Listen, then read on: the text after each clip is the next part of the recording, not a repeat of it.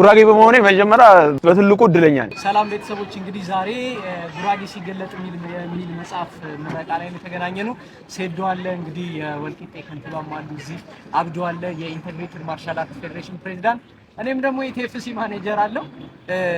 ምን ይላሉ? ዛሬ አጋጣሚ ትልቅ ፕሮግራም ላይ ነው የተገናኘነው። ፕሮግራሙ ስለ ጉራጌነትን በቅጡ የምናቀበት እድል የፈጠረ ፕሮግራም ላይ ነበርና አጋጣሚ ከስብስቡ ደግሞ በጣም ማደቃቸውና ቦታ ከምሰጣቸው ወንድሞቼ መካከል ሴዶና ግሩፖቹ አግኝቻለሁኝ። ሴዶ በሩቅ ሆኜ በጣም አድናቂ ነኝ። ትልቅ ተስፋ የምናደርግበት ልጅ ነው። ዛሬ ደግሞ በአካል ሳገኝህ ይልቅ ቅንነትህ ታስፈራኝ ነበር ሚዲያ ላይ ሳይህና ለካ ሲቀሩ በጣም ትሁት ወንድማማችነትን የምታጠናክር ለሰው ክብር ለሰው ፍቅር ያለ ሰው ነህና ይሄን እሴት በውስጡ የያዘ ደግሞ ሁሌም ያሸንፋል።